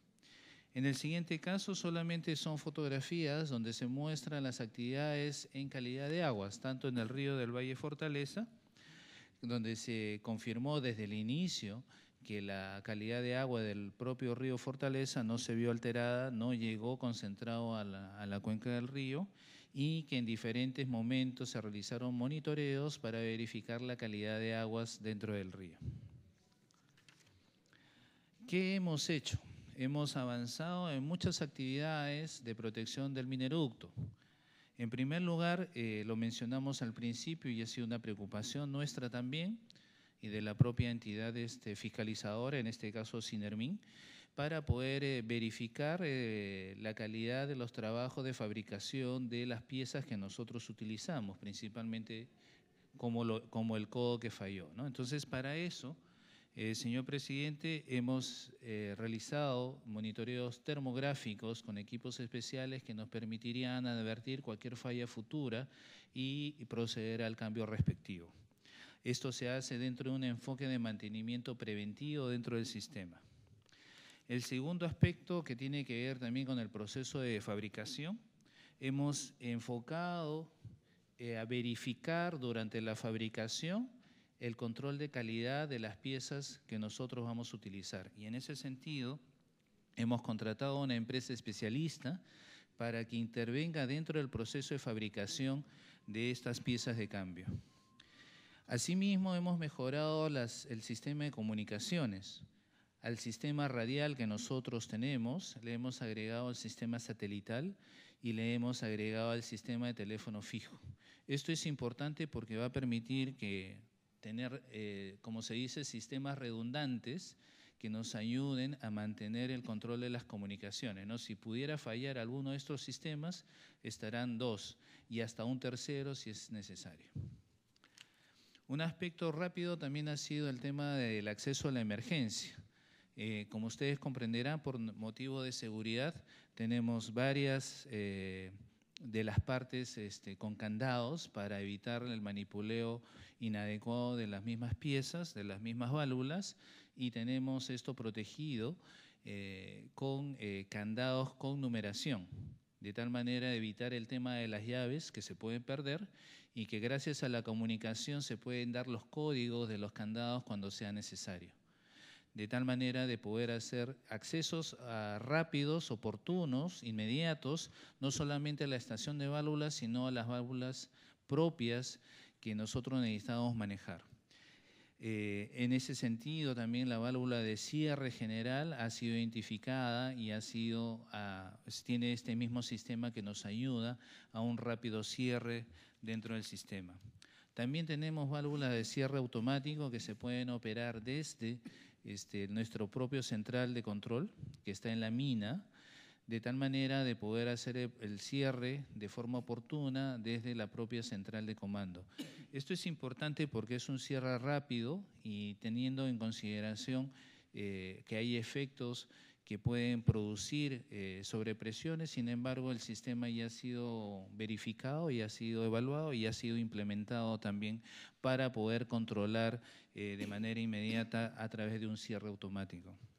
Finalmente, tenemos el tema del muro de contención. Esto también ha sido una actividad pedida por Ocinermin, donde nosotros ya hemos culminado las estaciones de válvulas BS3 y BS4, donde hemos incrementado las alturas de los muros hasta 4 metros, de tal manera de asegurar y tener una área estanca que sea imposible de sobrepasar en cualquier un evento futuro y que mantengamos el proceso controlado. Esto ha sido posible mediante las actividades coordinadas con los propios distritos, en el caso del distrito de Marca y el distrito de Colquíoc. Nos falta el BC1 y BC2, que justamente estamos a la espera de la confirmación del distrito de Cajacay. A continuación nos permitirá poderle presentar al doctor Walter Oyola, quien va a comentar sobre los aspectos de salud. Perdón, señor presidente, le pediríamos, y por medio de la comisión, unos minutos más para tocar el tema de salud, si fuera posible, por favor. Perdón, ¿todavía le falta algún funcionario? El doctor Oyola con el tema de salud. En forma muy breve, por favor. Perfecto, gracias. Muchas gracias. Dentro de las medidas que se tomaron, el punto crítico estuvo relacionado con el tema de salud de los pobladores, y aquí las acciones empezaron desde el primer momento del evento. Un punto importantísimo fue esta confluencia de diálogo que hubo con las autoridades locales y los representantes de los sectores, formando la Comisión de Salud integrada por el listado de actores que vemos en la lámina, y hemos tenido las coordinaciones, la siguiente por favor, con todas las instancias que se mencionan allí. Un objetivo de esta Comisión de Salud, liderada por el alcalde de la comunidad, integrada por el presidente y otras autoridades de esta comisión, era principalmente darle transparencia al proceso, buscar a un ente ético que sirviera como mediador, en este caso el Colegio Médico del Perú, que seleccionara un grupo de profesionales para que pudieran brindar una atención en la localidad. Para esto se generaron un par de grupos que pudieron hacer una cobertura de atención desde agosto del año pasado, desde el 2 de agosto, hasta diciembre del año pasado. La siguiente, por favor. Los 3 primeros días, 25, 26 y 27, se atendieron a 210 personas. Y como en realidad en el Perú hay muy pocos especialistas relacionados con toxicología y solo encontramos una entidad oficial que es el grupo toxicológico que existe en el Hospital Guillermo Almenara de Salud, nos contactamos con ellos para que nos recomendaran un protocolo a seguir. Este grupo lo que dijo es: seleccionen a las personas que indiquen tener alguna sintomatología y que estuvieron presentes los 3 primeros días del evento. Lleven a estas personas y obsérvenlas durante 3 días. Controlen cómo funciona el hígado, cómo funciona el riñón, y terminado ello, si no existe ningún impacto, se daría de alta. Eso fue lo que se hizo, se completó el proceso y afortunadamente todos los pobladores que fueron observados y atendidos en la Clínica San Pablo de Huaraz fueron dados de alta. La siguiente, por favor. Esta es básicamente una curva o una línea para ver cuáles son las evolución del apoyo en salud que se dio en el tiempo. Desde agosto a diciembre del año pasado se instalaron 2 equipos médicos integrados por internistas, ginecólogos, pediatras, nutricionistas, toxicólogos, psicólogos, laboratoristas, especialistas en imágenes, para hacer un barrido integral. Se instaló uno en el puesto de salud de Santa Rosa, donde ocurrió el evento, y otro en la localidad de Cajacay, donde no ocurrió el evento, pero es la capital del distrito. Y también las autoridades de la comunidad se encuentran allí. Una vez terminado este proceso en diciembre, porque de agosto ya la cantidad de atenciones que venían recibiendo este equipo habían regresado a curvas de normalidad como las que existían antes de sucedido el evento, se buscó con la Comisión de Salud de mejorar la oferta y convertirla en permanente. Y eso es lo que se ha logrado en la segunda fase, de enero de este año hasta la fecha, y la voluntad es continuarlo haciendo. Se tiene en el lugar una mejora. El puesto de salud de Santa Rosa es un establecimiento de salud 1-1, un puesto de salud que no tiene médico, que tiene un técnico de enfermería, según cómo lo categoriza el ministerio. Este establecimiento ahora cuenta con un médico permanente, un obstetriz permanente, un enfermero permanente, y hay unas visitas del área de nutrición y de toxicología para los seguimientos. Además, se han colocado y se han activado 2 técnicos de enfermería en cada una de las localidades que están más cercanas para brindar esta atención. En el lugar de Cajacay, en el Centro de Salud de Cajacay, se ha complementado la atención como médico adicional para que cubriera una atención las 24 horas. ¿Cuál es la idea? La idea es que la población pueda absorber sus ideas, sus preguntas, sus cuestiones, y pueda ir y el médico puede explicarles, el personal de salud puede explicarles qué es lo que significan los resultados que de buena forma entregó el Sensopas en mayo de este año, de su segundo monitoreo. Finalmente, producto de los 2 informes que emitió el Sensopas, se elaboró un plan de salud que tuvo una versión inicial y el día de ayer se ha trabajado una versión que sería la final y que llevaría a desarrollar una estrategia de consejería nutricional y un monitoreo de seguimiento en la zona. Este plan tiene básicamente estos 3 componentes que tienen que ver con esta consejería nutricional que se ha redefinido para iniciar en el mes de agosto, agosto-septiembre de este año. Tenemos la suplementación de oligoelementos, unos micronutrientes que el SENAN ha validado para este grupo poblacional, y finalmente un monitoreo de el Sensopas, terminado una intervención de 6 meses que tendría que tener este grupo liderado por el SENAN. ¿Cuál es la idea de tener esta intervención? Es que el informe de Sensopas concluye en que existe población expuesta, más no población que sea considerada enferma o sea considerada en rangos de intoxicación. Y eso es importante, y así es como se comunicó a través de los médicos que hicieron la entrega a nombre del Sensopas en la comunidad de los resultados individuales. Es importante que el poblador reciba esta información porque la primera pregunta que venía a la mente del poblador es: si yo estoy enfermo, ¿cuál es mi tratamiento?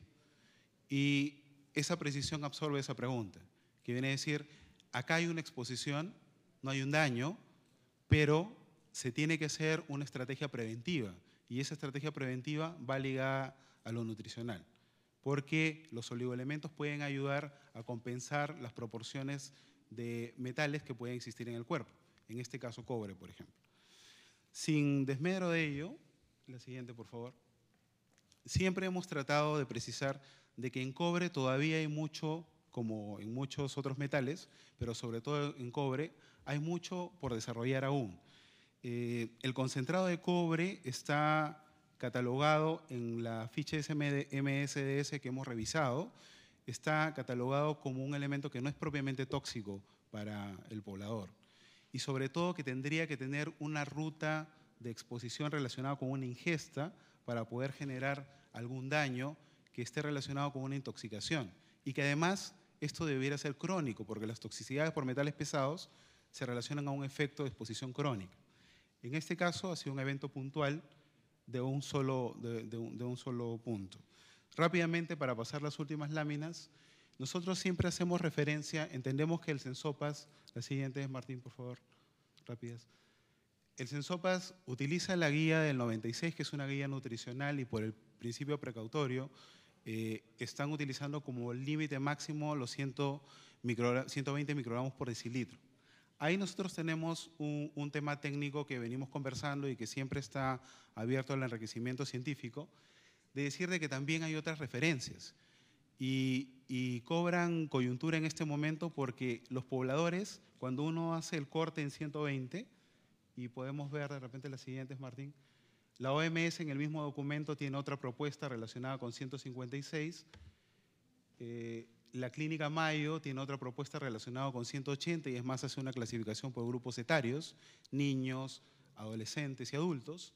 Y la ATCR, que es la Agencia Internacional para Manejo de Sustancias Tóxicas, tiene un corte que va en 217 microgramos por decilitro. La siguiente, por favor.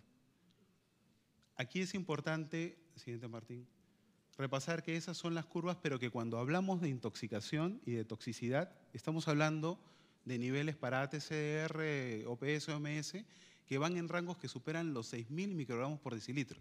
Estamos muy lejos de ese intervalo. ¿Qué sucede en el intervalo del corte 217-6.000? En este intervalo se tiene que utilizar la unidad clínica. Eso quiere decir que yo tengo que ver para diagnosticar intoxicación que el paciente o el poblador tiene características de intoxicación por cobre o por plomo o por arsénico y que además tenga que encontrar una fuente que puede estar relacionada a esa exposición crónica y que finalmente los valores estén relacionados con todos esos dos elementos anteriores y que bordeen los valores que se encuentran ahí. La última, Martín, por favor. Simplemente para graficar esta foto, ¿qué es lo que nos lleva al impacto social que puede haber tenido la presentación libremente interpretación que han hecho algunos medios de prensa relacionados con el informe que dice Sensopas? Sensopas entrega un informe científico claro que está relacionado con indicar que hay un grupo de pobladores expuestos. Sin embargo, si nosotros hacemos la comparación en función a los otros límites de referencia que también existen, podríamos tener fotografías distintas de cuántas personas podrían ser consideradas expuestas. Y lo importante también, que para nosotros es un elemento valioso del informe de Sensopas, es que la distribución, Sensopas en su segundo informe amplía la muestra a 919 personas y toma a Santa Rosa como población donde ocurrió el evento y a Cajacay, que es una población que está a 15 kilómetros, media hora en vehículo de distancia, como población que podría ser considerada un intento de población control. ¿Qué se encontró?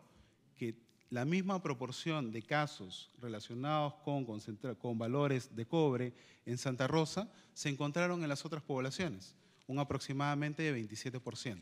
En Santa Rosa y también en Cajacay, en Sejespampa, en Cachirpayoc, en todas las localidades que estaban cerca. Eso nos puede dar un indicio de que probablemente...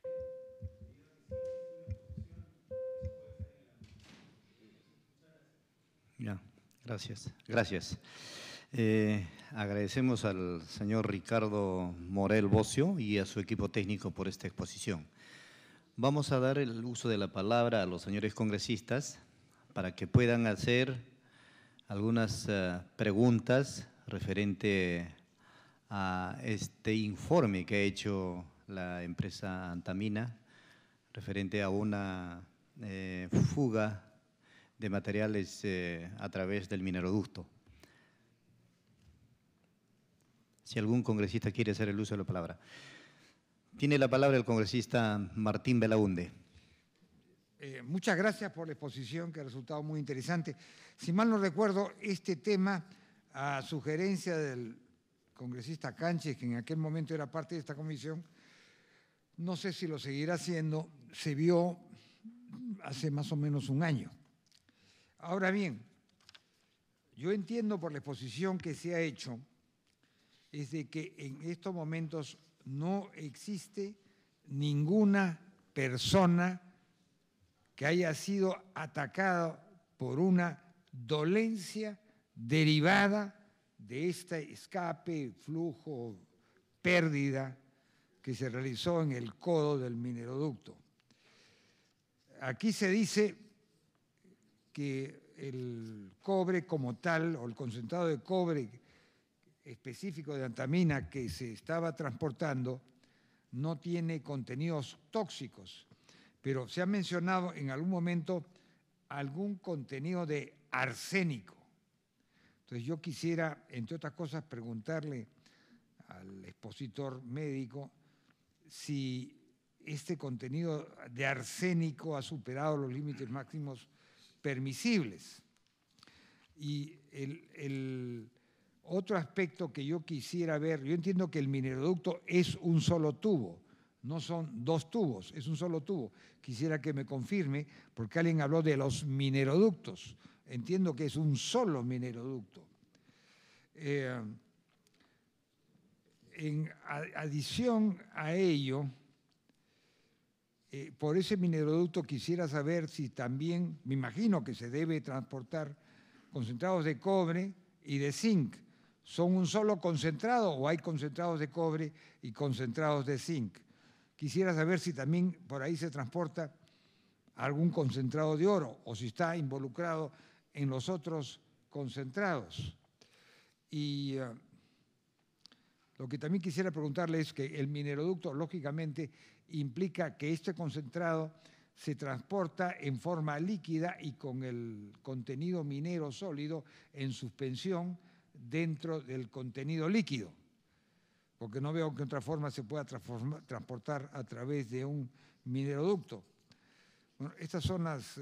y por último, creo que ya la he hecho, entiendo que aquí solo habrían personas expuestas a un peligro como consecuencia del derrame, pero que esa exposición podría eventualmente desembocar o tener como desenlace alguna afectación a la salud, pero que hasta este momento no se ha producido. Pero de ser ello así, ¿por qué entonces los pobladores de la zona de Caracay quieren tomar medidas de fuerza en el sentido de quizás impedir el transporte a través del mineroducto y quizás de repente dañar o intervenir en las instalaciones y ocasionar un daño en las mismas? Quisiera que, por favor, los señores de Antamina dieran una información específica acerca de este tema y en particular sobre estas llamadas medidas de fuerza que estarían por hacerse en expectativa de alguna indemnización, o sea, de dinero contante insonante que la empresa tendría que pagarles a los pobladores o a un grupo de los pobladores de la localidad de Caracay. Muchas gracias. Gracias, congresista Martín Belaúnde. Está pidiendo la palabra el congresista Javier Bedoya y luego el congresista Rofilio Neira. ¿Tiene la palabra? Sí. Entonces, tiene la palabra el congresista Rofilio Neira. Gracias, señor presidente. Señores congresistas y invitados. Este tema ya creo que hemos visto en gestión anterior. Han venido la comunidad de la zona haciendo sus quejas y yo creo que sería bueno, señor presidente, invitarlo a ellos, también a la comunidad de la zona para que ellos puedan exponer sus problemas, porque por una sola vez vinieron y la empresa minera no se presentó y yo pediría que lo citen también a los comuneros de la zona, señor presidente. Gracias, congresista. Si algún congresista más quiere hacer alguna... Ahora sí tiene la palabra el congresista Javier Bedoya. Y luego el congresista Justiniano Apaza. Gracias, presidente. Sí, yo no puedo desconocer, señor presidente, que cuando este mismo asunto fue visto por la Comisión de Energía y Minas hace un año, mediaron dos circunstancias. Primero, la proximidad con el hecho del derrame, era un tema que estaba en ese momento muy vigente. Y segundo, la presencia que ante el seno de la comisión se produjo de algunas personas que adujeron haber sido afectadas por este derrame y que tenían serias dolencias como consecuencia de lo mismo. De acuerdo a los antecedentes que me acaban de pasar mis asesores, un caso que llegó a esta comisión el año pasado fue de un señor Juárez, que en ese entonces estaba desahuciado y que había interpuesto una demanda judicial. Por eso, estando el tema judicializado, nosotros no ahondamos mayormente. Pero este señor manifestó entonces que habían 11 enfermos más en etapas más iniciales. Debo añadir, señor, que hace aproximadamente 2 meses fueron a mi despacho congresal 2 hermanos, también ex trabajadores de la mina, que dejaron copia de su diagnóstico de altos niveles de metales en sangre. No he vuelto a tener oportunidad de recibirlos, pero aparentemente las quejas y la recurrencia de quienes se sienten o dicen sentirse afectados por este evento y que responsabilizan a Antamina siguen haciéndose presente en los ámbitos del Congreso. Entonces yo, en primer lugar, quisiera por su intermedio solicitar a los representantes de Antamina, señor presidente, si pudieran alcanzarnos alguna explicación. Segunda vez.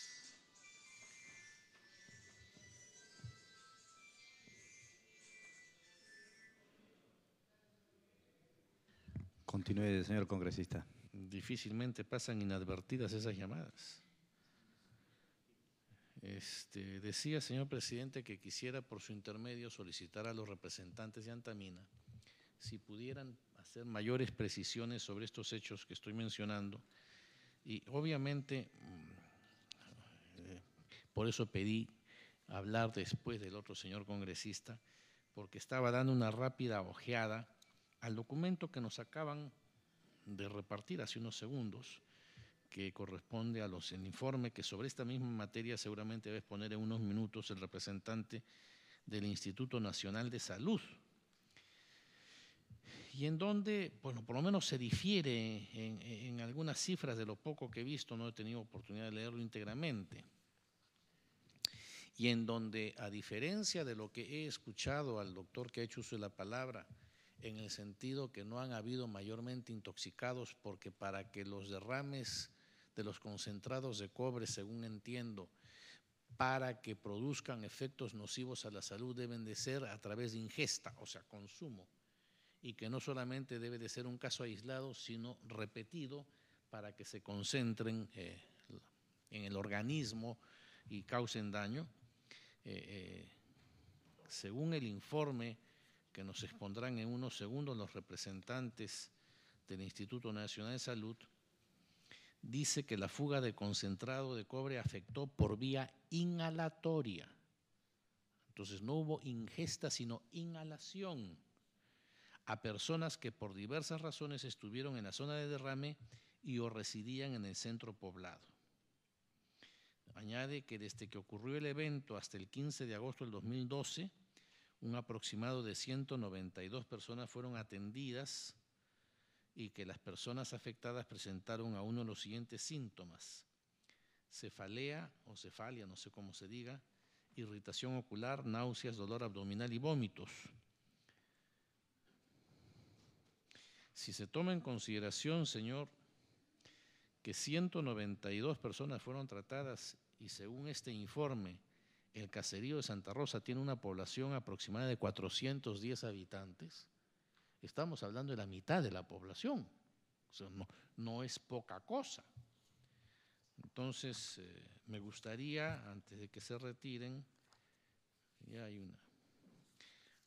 una serie de informes adicionales que no he tenido tiempo de revisar. Me gustaría escuchar si tienen alguna respuesta sobre esta materia los señores representantes de Antamina. Gracias, señor. Gracias, congresista Bedoya. ¿Algún congresista más, por favor?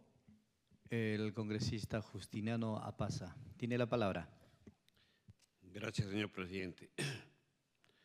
En realidad, de todo lo manifestado por los señores de Antamina, Todo está claro, todo está sano, todo ha sido correcto, todo ha sido legal, todo ha sido solucionar el problema. No me explico por qué razones entonces hay el reclamo de la gente. ¿Por qué la población, tanto de Santa Rosa como de la otra comunidad, también hace llegar sus reclamos constantes? Sabemos que mediante resolución directoral 262, la Dirección de Fiscalización, Sanción y Aplicación de Incentivos, o sea, el OEFA, sancionó con una multa de 56 VT, equivalente a 200 soles. Entonces, la UEFA también no tenía ninguna razón para justificarlo. Según ustedes, por su intermedio, con respeto, señor presidente, según los señores de Antamina, todo es perfecto, sin embargo, son motivos de sanción, no por los propios pobladores, sino por entidades que tienen que velar por la seguridad y la prevención de toda la implementación que se tiene. Por otra parte, el derrame se dice que son algo de 45 toneladas. Algunas reflexiones. Antamina nos manifiesta de que remedió los suelos y agua que fueron contaminadas tras la rotura de la tubería. ¿Reconocen? Entonces habría una contradicción en que no pasó nada, no afectó la salud de nada, tenían que tener de repente absorber vía oral, no es solamente inhalar los efectos de estos minerales que se han derramado por la rotura del codo de esta tubería. No nos han dicho, por ejemplo, cómo se encuentra la salud de los pobladores de Cajacay, así en forma imparcial, serena y verídica, ¿no? Porque según los representantes, señor presidente, no ha habido casi mucho daño. Por otra parte, quisiera que sepa la población en el país a través de nosotros de que si pagó la multa que se le ha impuesto, o cuál ha sido el trámite que se ha seguido o en qué estado están. ¿Qué tipo de ayuda médica viene brindando también a los pobladores de Cajacay? De antemano nos van a decir qué hay. Y decimos por qué, mucho quisiéramos también tener otras ideas, escuchando a la otra parte, no solamente a los dueños de la mina, sino también a los afectados y a dueños de las tierras. Decimos esto, señor presidente, porque una de las conclusiones del Instituto Nacional de Salud, que no son de los trabajadores ni administrados por los trabajadores ni los pobladores, dice textualmente: se evidenció que los pobladores expuestos directamente al derrame de calcopirita en la localidad de Santa Rosa tienen niveles de cobre y plomo por encima de los valores referenciales. Tienen por encima de los valores referenciales. Y eso, lógicamente, tiene secuelas.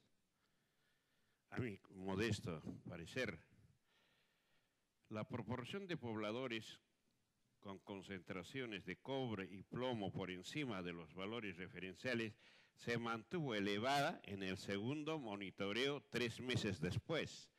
O sea, esto quiere decir que va avanzando progresivamente por lógica, interpretación.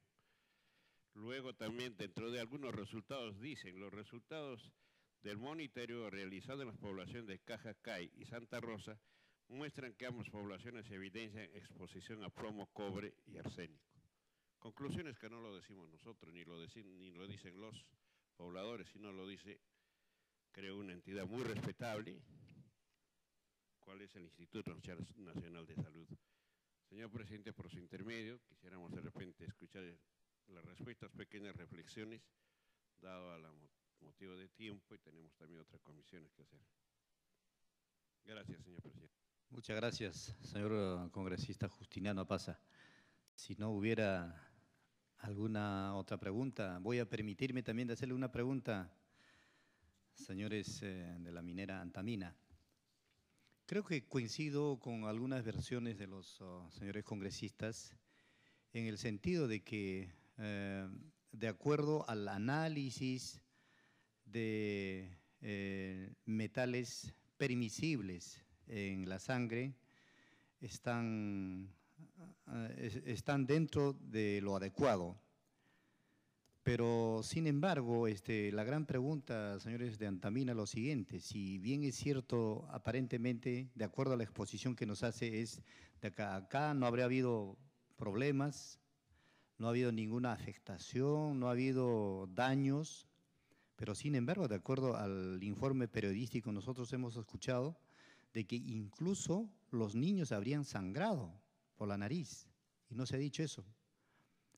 Y otro tema es de que, si bien es cierto que la minera ha asumido esa responsabilidad que lo tienen, entonces, ¿cuál es el motivo? ¿Por qué están preparando una marcha los residentes o los lugareños, ¿no?, de este lugar de Santa Rosa, Cajacay? Porque me parece, de acuerdo también, eso quisiera que me saquen claro, me parece más bien acá hay incumplimiento de parte de la minera. ¿Cuál es? Justamente era el compromiso de construir una represa para beneficio seguramente de los agricultores, de la gente que vive de su trabajo, ¿no? Entonces, me parece que el tema de fondo es eso. ¿Qué de cierto es eso? O sea, ha habido compromiso y no se ha cumplido con la construcción de la represa, señores de Antamina. A ver, por favor, nos puedan... Tenga la palabra, congresista. No veo la relación entre la construcción de una hipotética represa y el hipotético daño o afectación a la salud que este derrame ocurrido en julio del año pasado hubiere podido ocasionar a un determinado sector de los pobladores de Santa Rosa de Cajacay. No veo, la represa es una inversión de mejora, no tiene nada que hacer con cualquier eventual presunta o supuesta responsabilidad que la empresa podría tener con respecto a la afectación de salud. Son dos cosas distintas, ¿no? Claro que le estén sacando una ventaja, ¿no? Pero eso no me parece que sería muy dable, ¿no? Una interrupción, señor presidente. Dentro de la lógica, ¿no?, de las cosas, ¿no? Está pidiendo una interrupción el congresista Justiniano. Yo entiendo, señor presidente, de que el colega Belaúnde está interpretando de repente en esta oportunidad muy mal lo expresado por usted. Usted ha manifestado... No, yo no estoy interpretando nada mal, simplemente estoy preguntando qué relación hay entre la represa y la afectación. Yo le agradecería que pida la palabra al presidente de la mesa, porque si vamos a entrar a un diálogo, pero mejor terminamos esta reunión y decentemente pasamos a conversar personalmente. No, por eso pide la palabra, sí, porque yo estoy hablando. Tiene la palabra el congresista. Entonces decía, mala interpretación, porque claro, ha sido su exposición en el sentido que una cosa es la situación de salud que vienen confrontando los trabajadores o los pobladores de este sector. Y otra cosa es que se ha referido también a una posible marcha o marcha ya anunciada por los pobladores porque no se están cumpliendo unos compromisos de honor, ¿no? Son dos factores y las dos preguntas son diferentes. Es lo que quería aclarar con todo respeto a nuestro colega Belaúnde. Gracias, congresista Justiniano. Justamente eso era el motivo de mi intervención. O sea, por eso queremos que nos aclare. O sea, parte de esta negociación como resarcir esos daños de esta población de Cajacay, era el compromiso de construir una represa. Entonces, estoy hablando, entonces, ¿cuál es el motivo si no ha habido daño, no ha habido problemas? ¿Por qué la gente quiere movilizarse y por qué quiere protestar? Entonces, más parece, por eso quiero que se aclare, más parece que es por ese tema de la represa, porque ya el tema de la afectación de la salud creo que ha quedado ya aclarado, ¿no?, de acuerdo al informe que han hecho. Entonces, por favor, queremos que nos den las respuestas a las diferentes preguntas de los señores congresistas. Muchas gracias. Sí, señor presidente. Primero, quisiera explicar lo de la represa de Huarcocuran.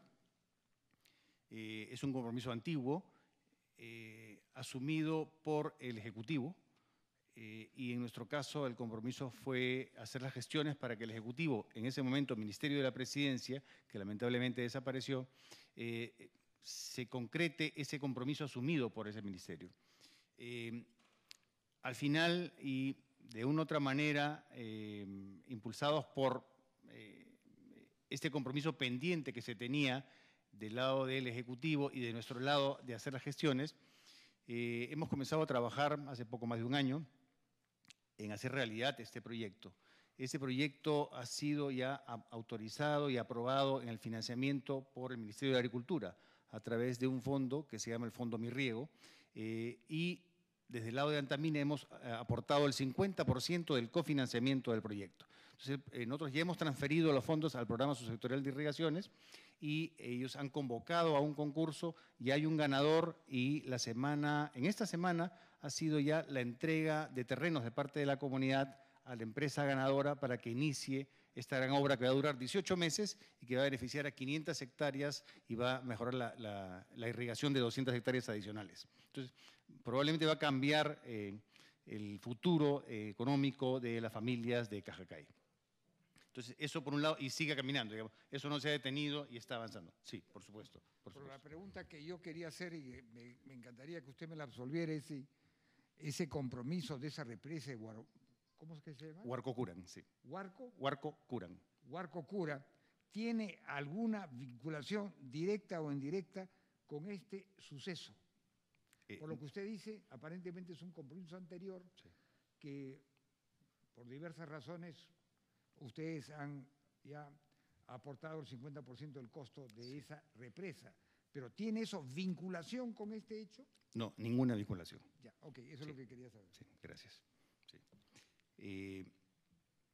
Y claro, tal vez falte contundencia, digamos, en algunos mensajes, y creo que ese es parte del problema de la misma pregunta que hizo el congresista Belaúnde sobre por qué quieren tomar medidas de fuerza, y también creo que la hizo también el presidente de la comisión. ¿Por qué quieren tomar medidas de fuerza si todo